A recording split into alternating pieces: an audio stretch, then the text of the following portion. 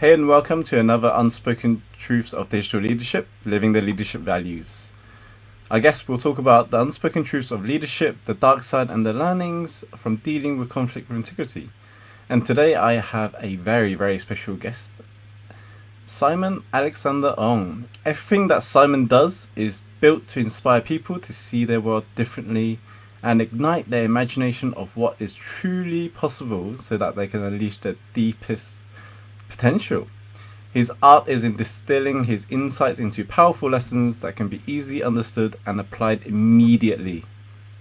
As an award-winning coach and international keynote speaker, he has been interviewed on Sky News, BBC and Forbes, and has spoken at some of the planet's most successful organizations such as Virgin, Barclays, Salesforce and Microsoft. He has also just signed a deal with Penguin Random House, the world's largest publishing house, to launch his first book in spring 2022. Welcome, Simon. It's a privilege to have you on here. Thank you, Jono, for having me. It's amazing. It's really an honor to have you. I've been observing and admiring your work for a number of years now. Thank you very much. And it's a huge thing for me to have you on. So thank you for coming on again. Thank you. I look forward to having a conversation with you and sharing some fantastic thoughts with your listeners. Simon, please, let's go into a bit of an introduction for those that don't know who you are, despite that introduction. How did you get into this field of business and life coaching that you do? Sure. So I haven't always done what I do today. My career actually started in the financial services industry.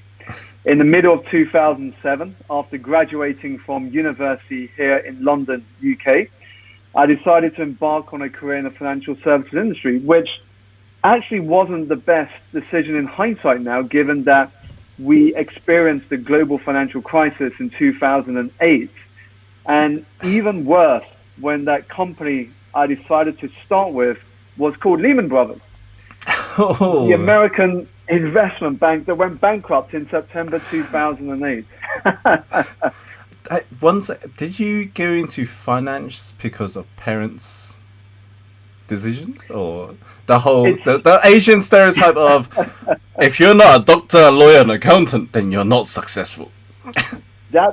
You pretty much nailed it, John. You pretty much nailed it. So I grew up, and when I was a teenager, keep in mind, this was pre-internet, this was pre-social media.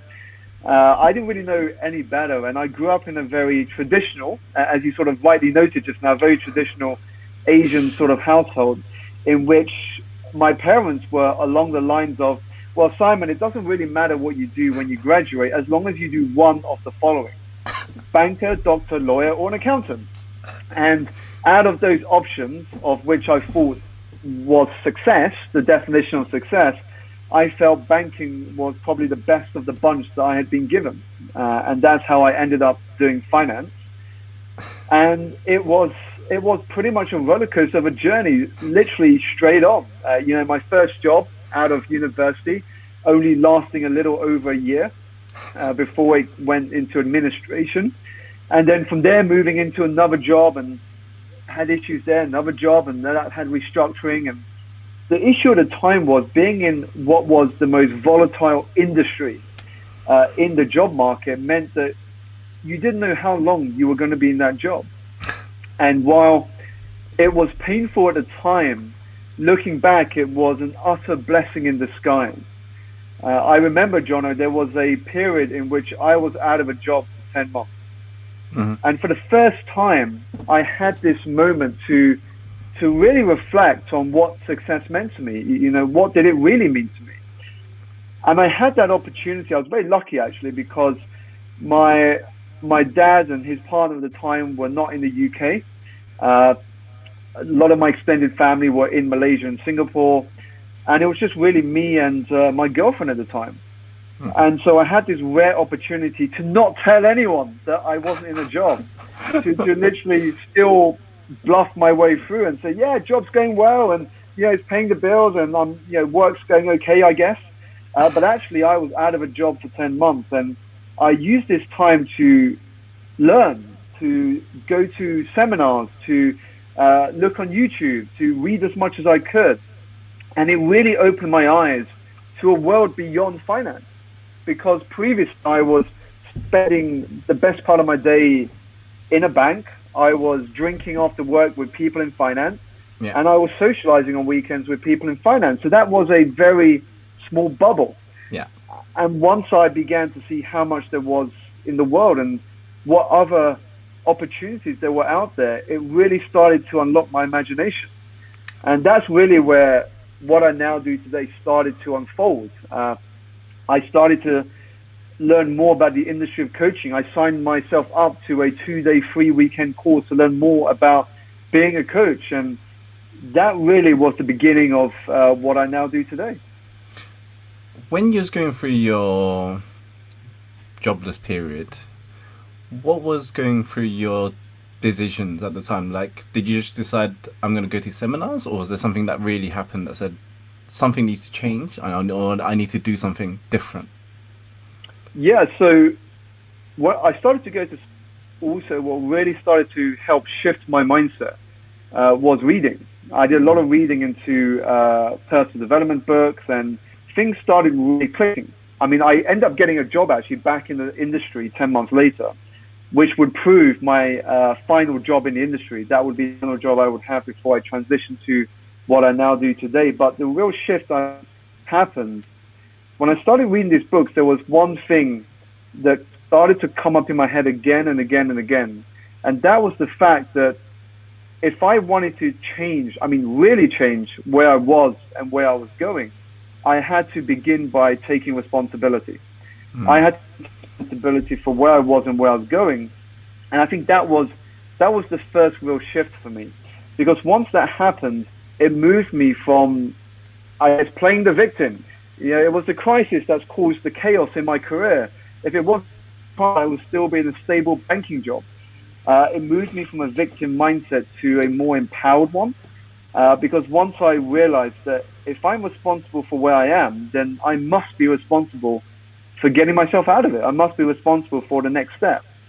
And that really started to shift my mindset to a whole different place. Yeah, I really resonate with that one, because I was fortunate to be, I think, my first job out of graduation, I worked with entrepreneurs that were in the property industry. And they were learning from personal development coaches and trainers, and all the big guys, Tony Robbins and T.R. Becker and all of those big mentors out there in the US. So I was slowly absorbing all this at the time. But then they were doing all these like happy clappy stuff at seminars and trainings. I was just like, do this stuff work? What job have I signed myself into? I mean, I'm in it to do digital marketing and all that, and events, but what's all this dancing and happy positive thinking and all this? I was just like, does it really work? It's like, what is all this? So I was lucky to be, I suppose, introduced into this area, and then obviously I did my Tony Robbins journey and found my way through to change my mindset. So I was just really curious how you got into yours during your period as well. Yeah, I mean, that was really the first part, John. It was accepting responsibility, which allowed me to move to a empowered mindset. And I think if I had to pick another factor that really helped and accelerated my move from being an employee to an entrepreneur, because when I was working full time in employment, I was surrounded by so many people that would say, Simon, one day when I start my business, I would do X. When I make my millions, I would do Y. And I didn't want to be another one of those people that would get to my middle ages and just talk about one day this and one day that. And so I realized I had to start changing my environment. And when I started to read, when I started to go to more events, I was slowly, without realizing, starting to change the people I was spending time with. And that had such a profound impact on, one, how I saw myself, but also what I saw as possible. And that helped me to dilute some of that negative energy when I did eventually go back into employment at the end of that 10-month period. And it kept me focused on my priorities and the bigger picture, which I think was important, because when we go back into a job, even though we have ambitions to start something on our own, we can easily fall back into the trap of being comfortable now that you've got a stable paycheck again and a pension and health care and all of that comes with it. I can definitely relate to that one.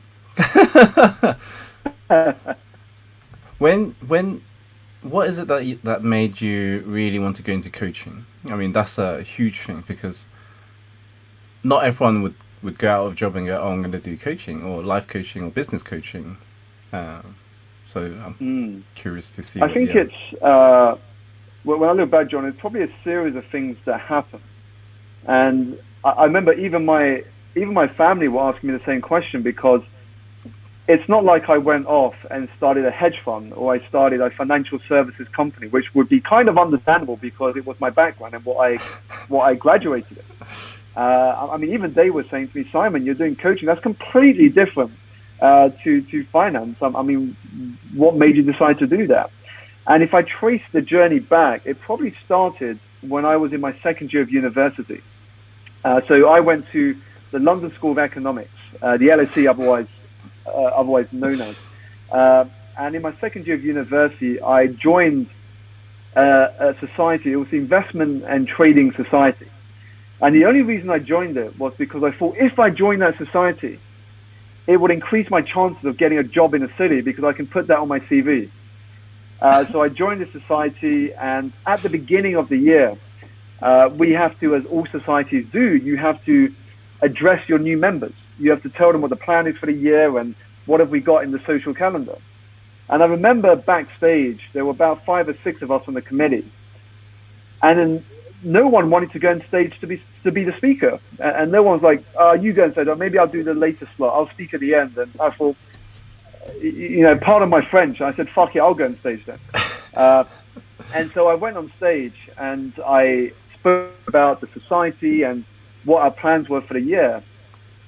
And as luck had it, there was a guy in the audience who was an ex-managing director at the investment bank Goldman Sachs.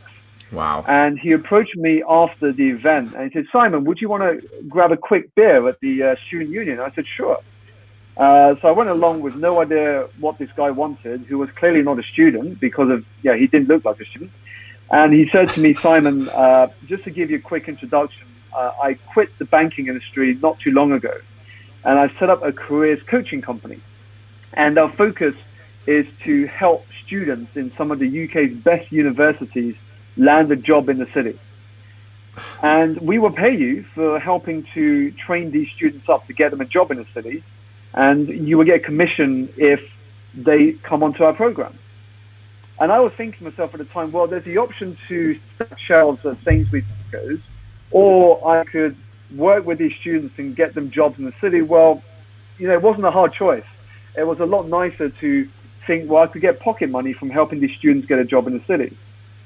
So what initially started as great pocket money while I was a student at university turned out into something I quite enjoyed. So even when I started in the industry of finance at Lehman Brothers and the other companies I joined after, I continued to do this on the side, like just helping students land jobs in the city, even though I didn't have to, because it wasn't paying me as much as a full-time city job was.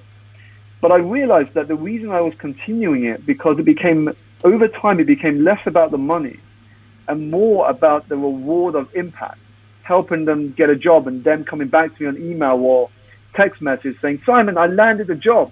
I got the job that I was working for that you helped me get. So that was kind of my early experiences of coaching. And so when I was self-reflecting and doing deep exploration, that's why coaching came up, because I had this sort of small exposure to the world of coaching. And I was thinking to myself, well, could I make a career out of this? Could I make something out of that?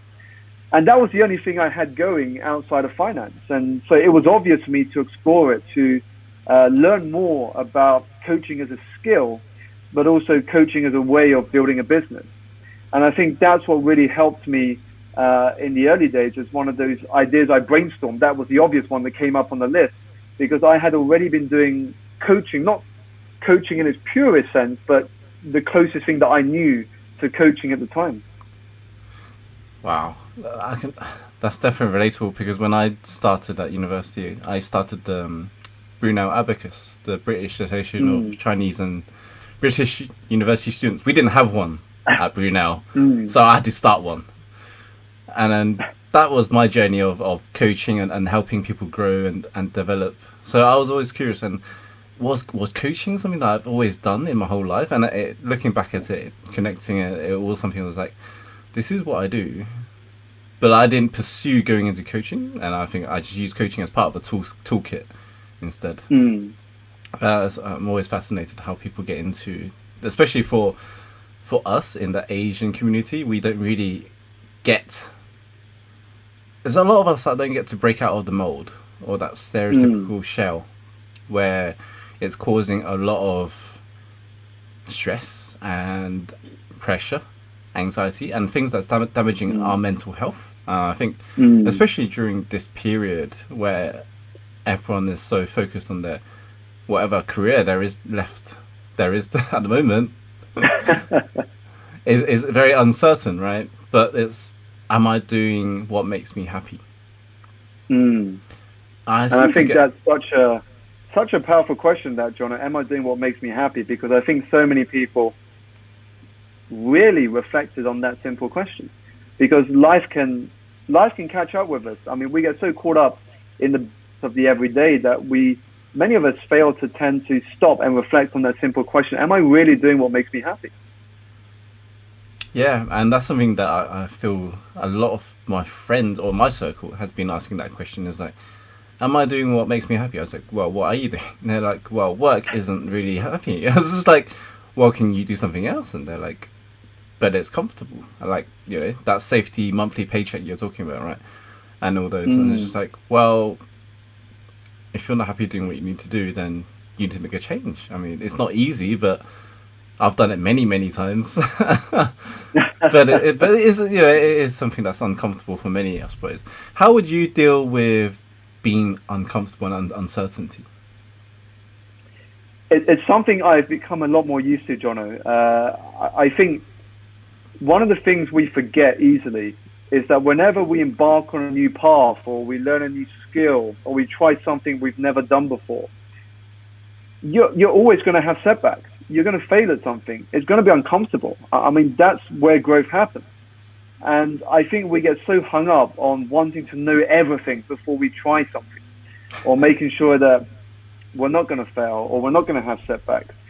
But if we look back on our own lives, if we look back at the failures we've had in our lives, what we would tend to find is that if it wasn't for those experiences, we wouldn't have the wisdom, the insights, and the skills that we now have. Because more likely than not, it is from those uncomfortable moments, it is from those times that we've been pushed or challenged to do things that we didn't think was possible, in which we really learn more about ourselves, but we also learn thoughts, insights that we would not have gathered otherwise. So I think for me, I'm not going to lie, it was tough at the beginning. It is a big jump and a big switch to go from an employee mindset to an entrepreneurial mindset. It is a Yeah. big shift. So I had to really get comfortable with the uncomfortable. And I realized that the difference between entrepreneurship and employee mindset is that with an employee mindset, there's no rush, right? There's no rush. I mean, unless the boss says to you, by the end of the year, if you don't improve in this skill or hit this goal, you're not going to get that promotion. Unless that's said to you, there's no real rush to upskill or to do things that you've not done before. Likely, we default to doing what gets us by, surfing BBC Sport during the afternoons, as I did a lot of, and lunch times, and just sort of doing online shopping at work. But when you move to an entrepreneurial mindset, things I've learned you have got to accept is that every single day you are going to be challenged.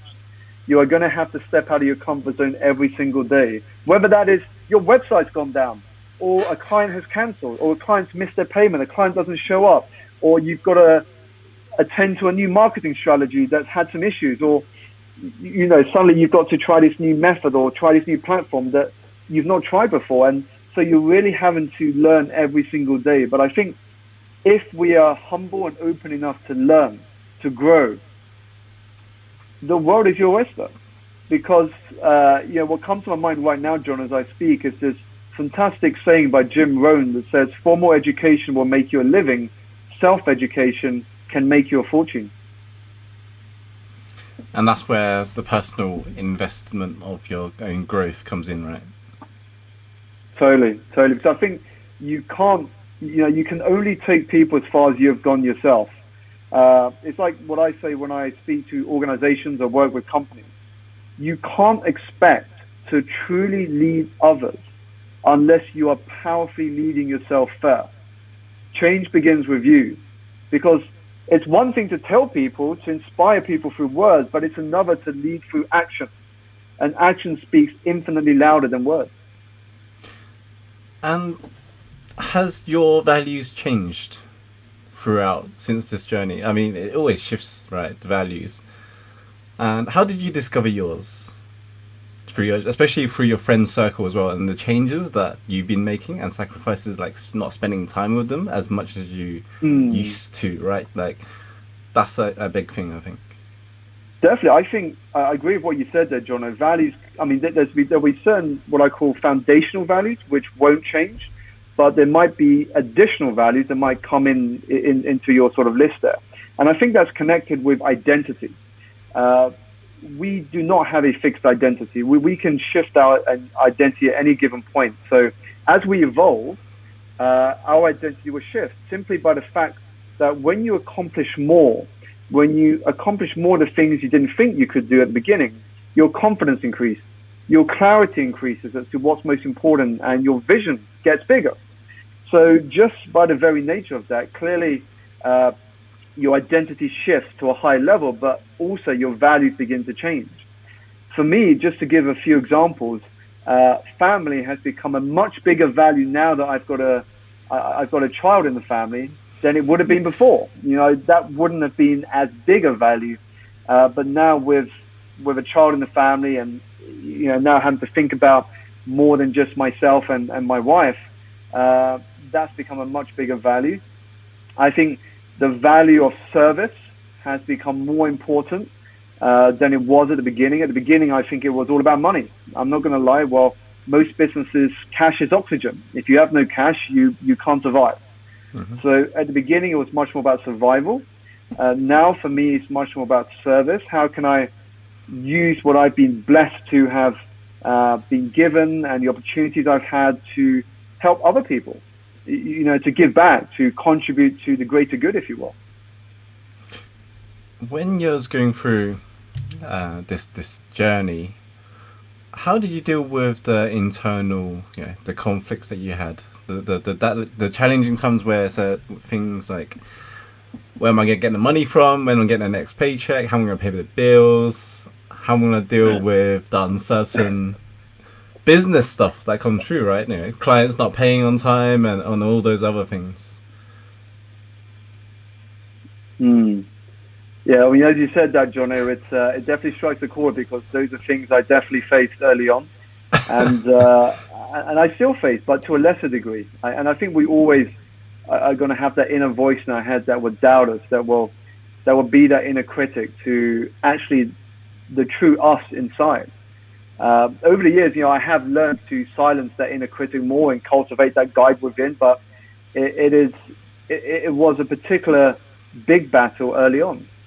One of the things I've mentioned earlier, which I think certainly helped, is environment. I've got a fantastic wife. She's been supportive. She's been someone who's really encouraged me, helped me in those sort of turbulent times when, yes, business did get hit, and I have a lot of doubts myself at the beginning when things didn't go to plan. But also, I think it's having mentors, having coaches, having a community that you can tap into that are not going to judge you, but are going to be curious and, in a very nice way, challenge you, but challenge you in a way in which you can own that journey. And so it doesn't necessarily mean I don't have them now. I still do, but it just means today, the length of that time in which I'm in sort of the down patch, if you will, isn't as long as it was at the beginning. And are there other strategies or things that you do, like habits that you do to to help you with those, to cope with those kind of tension and stress? Definitely. I mean, one of the things I've learned over my sort of transition and my entrepreneurial journey to date is the importance of energy. Is the importance of energy, because when you are living an energized life, that voice is tiny in your head. The more energy you have going through your system, the tinier that voice gets, that critic gets in your head. So some non-negotiables that I embrace every day that helps me with that is, for example, beginning every day with a workout or some form of exercise. Yeah. That puts me in a really, really good state of mind to take on whatever the day may throw at me. So that's one of my non-negotiables. Another non-negotiable is spending time in nature each day, even if it's just a walk to my local park where I live. It is meditating, it is reading, it is journaling. Those are some of the foundational habits, along with gratitude, that I find when I embrace them on a regular basis, it actually helps me to manage that inner critic and that inner voice of doubt better when I embrace all of those on a daily basis. When I don't, when I start to deviate and I stop doing that for a while, I can feel it.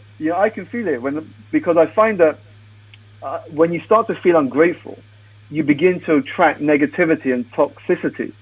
But when you are grateful for what you have, the blessings of what you're experiencing in life, then actually you realize there's so much to enjoy.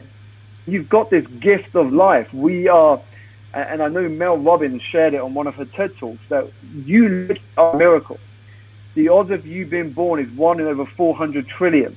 The question is, what are you going to do with that winning lottery? You won the greatest lottery there is going, the lottery of life. And when I really started embracing the gratitude of being alive, and even more so when my mum passed away and showed me how fragile life can be, I realized that I could live a life in which I look back and say, I wish, or I can look back and say, I'm glad I did. And those 4 words will be the difference between a life of regret and a life of fulfillment.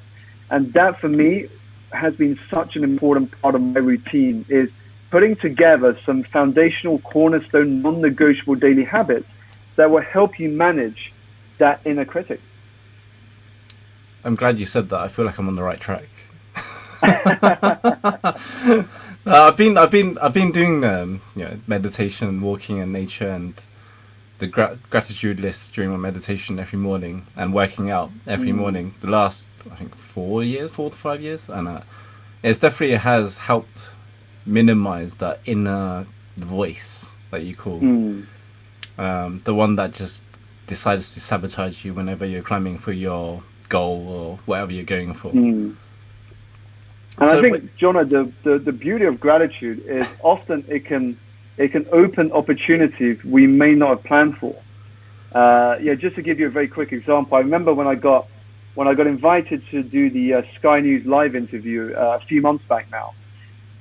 When I was entering the building, I asked the reception desk, by the way, the only name they gave me for the contact that reached out to me was her first name. Would it be possible to get her full name and the address of this building so I can send a small gift just to express my gratitude? And so what I did is I sent a big hamper of chocolate from Hotel Chocolat to her and the team just to say thank you. I'm very grateful for the opportunity for you, in fact, just calling me to come into the studio to speak to your viewers. And it was really interesting because she replied back to me and said, Simon, that was amazing. I'm like the most popular person in the team today. And I was like, you must get this all the time. You must get guests expressing their gratitude with gifts all the time. And she said, no, not really, actually.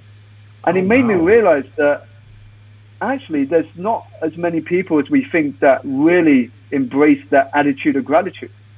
And for me, whenever I do get those sort of blessings, I think it's so enjoyable to find ways to express gratitude that you have no idea how that can help you in the long term, even by not attaching yourself to anything in return. You're just to do it because it's who you are now. You really are grateful for these opportunities. And without knowing it, suddenly you start attracting even more to you. That's really fascinating. The power of gratitude has been such a humbling experience, I would say. It keeps me grounded on how blessed we are, or how blessed I am, especially with what I have and everything that I get to do. And I was going through this a little gratitude meditation just before you came on, actually. Just to go through, I was writing a post, and I was like, what am I, I'm not asking for much in my lifetime. I'm just here to help inspire more people, influence more people, and hopefully leave a more impactful life to other people. And then I was like, do I ask for anything else? I was like, well, I only want a loving family, and it probably eventually start a family with my fiance, and then have a safe place to live. And I was just like, and be surrounded by a supportive peer group and mentors. I was like, I don't think I want anything else. Like the whole used to, like prior to this was, I wanted, like, your mansion or your Lamborghini or your Ferrari, and all those material stuff. And I was just like, no, that's not really what I want. Really, I want to leave a legacy where I create more of an impact, or leave a legacy behind where people be like, I didn't give up because Jono helped me, or Jono brought on a guest such as Simon who changed my thinking and changed my mindset. And that's the kind of things I want to leave behind, because the thing with digital, right? Everything now, once you publish something, it stays online forever, or at least like as long as possible. As long as there's a digital footprint somewhere, it will stay. So someone may pick up this and be like, Simon really changed my life, or changed my mindset because the way I think. And especially for our Asian community who's in this generation, embracing this new norm, or breaking out the whole entrepreneurship journey, or following their passion or their dreams. I think that's something that it's such a taboo thing, I think, for our culture, to be like, go and chase your dreams, whatever that dream may be, as long as it's not related to doctor, lawyer, and accountant, that's is that your dream? I mean, don't get me wrong, some people might be, really wanted to be a doctor and be a accountant as their dream job, but I know there's many that have been forced upon them.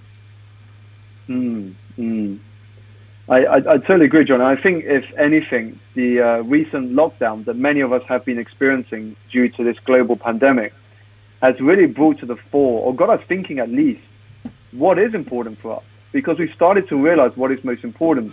When we look at our bills, for example, I know friends of mine saying, Simon, I'm looking at my bill, and the biggest expense I've got going at the moment is just my supermarket bill. And I'm finding I'm not spending anything on coffee, on restaurants, on going out, on partying. And I'm realizing how much I did spend on that. And I didn't need to spend that, because I'm realizing, well, I'm still happy and I'm still enjoying life without doing all of that. And I think it's taught people, actually, I didn't really need to spend a lot on all of these items on my list to enjoy my life, and that they were really unnecessary. And now that we're starting to come back to some sort of normality, it's really fascinating to see how this past couple of months is affecting the way people see their career trajectory, the way they see how they manage their finances, the way they see their lifestyle even. I mean, I'm doing my weekly shopping recently. I'm seeing so many more people now buying healthier foods. Once they realize that actually, if we're healthier, there's a lower chance that we're going to get the symptoms of COVID, then suddenly now there's a reason to eat healthier. Suddenly the priorities change, right? Yeah, indeed. As you said earlier, John, suddenly the values change, because now the value of good health suddenly skyrockets to number one. Yeah, it's always hopefully this will be a positive change for many as well, despite what's going on with most people.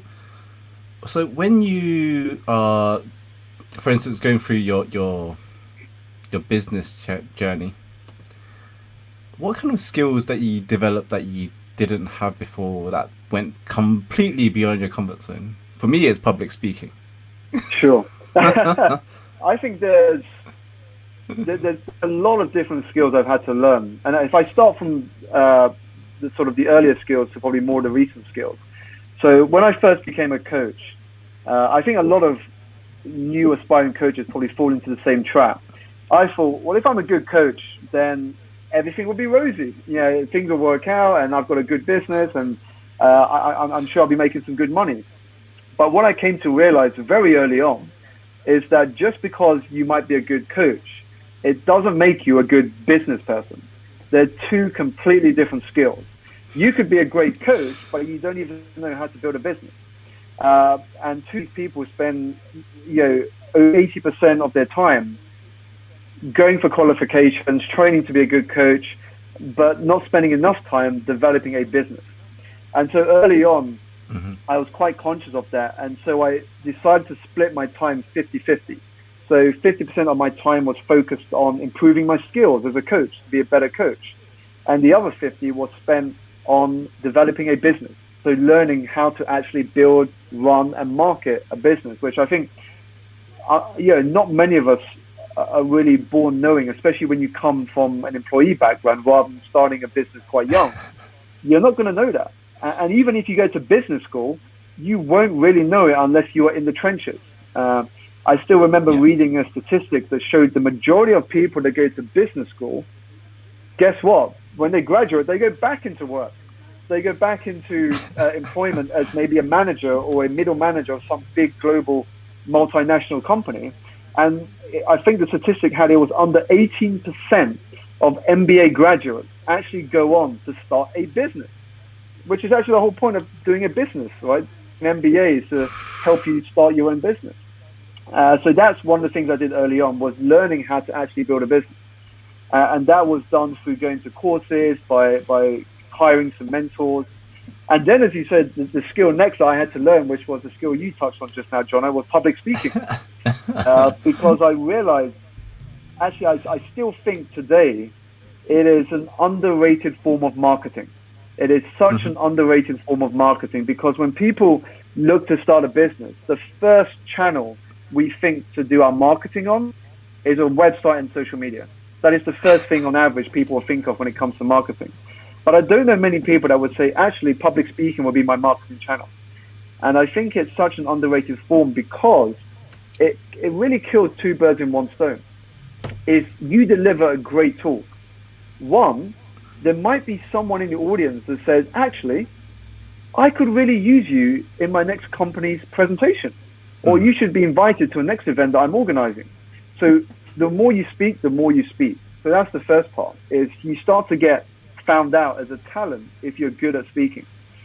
The second is you will reach far more people personally if they hear you speak and they record you, they take photos, they take notes, they share it on their network. And I think this is what people underestimate, is that if you speak to a room of, say, 250 people, if your talk is really good, you're not only going to speak to just 250 people, you're going to be speaking to 250 people plus their network. Because if it's good, they're going to be telling their network about you. They're going to be sharing their notes. They're going to be sharing videos. They're going to be sharing photos of who they just went to hear speak. And that's powerful. That's powerful because at that moment, you are blending offline and online marketing in a very powerful way. So that's the sort of second big skill I had to learn, was public speaking. And the third one, I think, is I'm going to say social media. I say social media because we're in an age now in which the ability to set your brand or your company up on social media is free. You could do it in minutes if you wanted to. But really understanding how to use it to help me build a brand, to help sort of share my message with a greater audience, was a skill that I think has been really helpful for me. I love that, and I love when you touched upon your leadership as well, about taking full responsibility.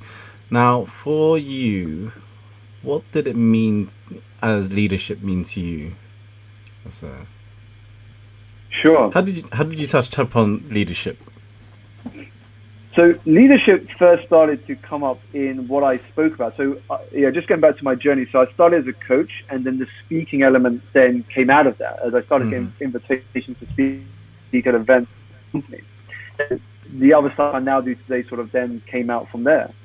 But when I started speaking at companies, when I got invited to speak at corporates, a lot of it based around leadership, which in effect is, it's akin to personal development, because to be a good leader, you've got to look in the mirror, and it begins with yourself.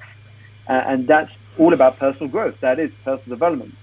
But what we tend to forget when we think about it is not everyone is a leader. Not everyone can be a leader. And there's a big difference between leading and managing, which can often be very confusing for people. Often, if someone is a manager, they might think, I'm a leader. But you don't get to decide if you're a leader. The people that you manage get to decide if you're the leader. You don't hear people go around and say, I'm the leader of this, or I'm a leader. You hear people say, that person has very good leadership qualities, or that person is the effective leader. He's such a good leader of our organization. Now, managing, the reason why it's different is because anyone can manage, not everyone can lead. Managing is me saying to my employees, you've got to get this done by this time. You're giving orders. Anyone can give an order. That's managing. Leading is the ability to bring out the best out of others. The ability to create other leaders around you and to bring out the best in them. That is leading. When you have an impact, when you have an influence on someone in making them a better person in some capacity, or even having a positive impact on communities and societies that you engage with. That, for me, is leadership. Another analogy that comes to mind, Jono, is often people get recruited into a company based on their IQ, based on their ability to do a job. But when you rise up in an organization and move into leadership positions, the real difference comes not down to whether you're good at your job anymore. It comes down to how good are you at creating an environment for others to flourish. Now that's leadership. Wow, that's powerful. That's very powerful. So when you're going through your public speaking journey, I'm always fascinated by this one because I'm currently going through this. How did you deal with your nerves? It's interesting because I did this at the beginning of my journey on NLP, and I think there's a lot to be said about labeling and framing. So at the beginning, I got a lot of nerves, as we all do when we first begin a speaking journey. I still get nerves today. But I would say it doesn't affect me as much because my mind interprets it very different. So I'll share with you what I mean. So if we take the two labels of nerves, feeling nervous, and feeling excited. So if we take those two labels, if we put the labels to one side, what goes on inside of our body is very simple. So when you're excited about something, so let's say you're excited about an event coming up, or your birthday coming up, or a big news event about to be sent to your email, whether you've got a place or you didn't get a place on this competition. When you're excited about something, your heart beats faster. You start to get a bit warmer in your temperature and your body temperature. The exact same experiences you get when you're nervous. But simply replacing the meaning or the labeling of those experiences going on internally can reshape the way you feel externally. So if you see this as, I'm feeling excited, I can't wait to go on that stage and share some epic content with the audience. So they go walking away with new insights that they would not have had before. I'm going to work out ways that they can really learn this through an example, a story, or an exercise that will really hit that message home. Now that I'm getting excited, suddenly the nerves go to the back of my mind. And what I found, and I don't know if this applies to you, John, but I know this applies to me, is when I focused inward, I became more nervous. So what I mean by inward is when I started focusing on, what if I forget this story? What would they think of me? What if someone walks out of my talk halfway through? What if my ending, I forget this question I want to ask the audience? That's all sort of inward looking. Yeah. But I found that when I shifted my focus to more of an outward, I started to feel more excitement. That labeling started to change, and my nerves started to get forgotten. So what I mean by outward is, how can I make this the most entertaining talk they've been to? What question will leave them really thinking at the end of this? How do I want to open this? What's the best story for me to open this with so I can connect with them? So really, it's focusing outward.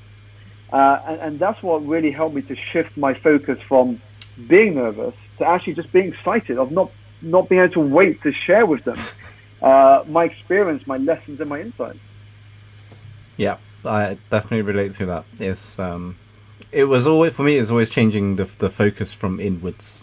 It's not about me, it's about them. Yeah. What can I say and what can I do today that will change their lives a little bit different, or leave them a little bit, something that they could walk away with.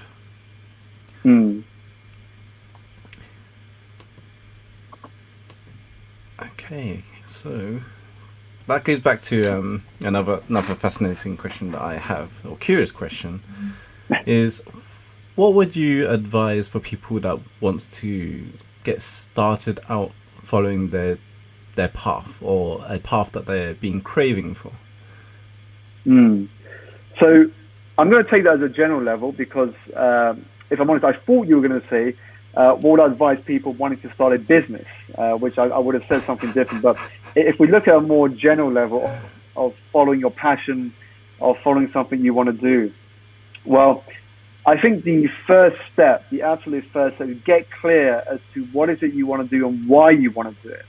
I think often when we think about our dreams or we think about what we want to do, it's been heavily influenced by what we see on social media, or what our friends are doing, or what our peers are telling us are the industries or the paths that we should be following.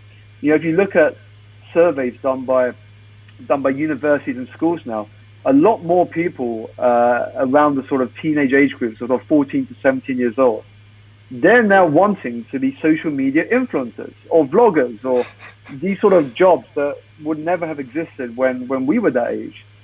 And a lot of the reason these jobs are cropping up is because these people are seeing people like them doing this sort of job all over social media platforms, whether that's Instagram or YouTube or Twitter and so on.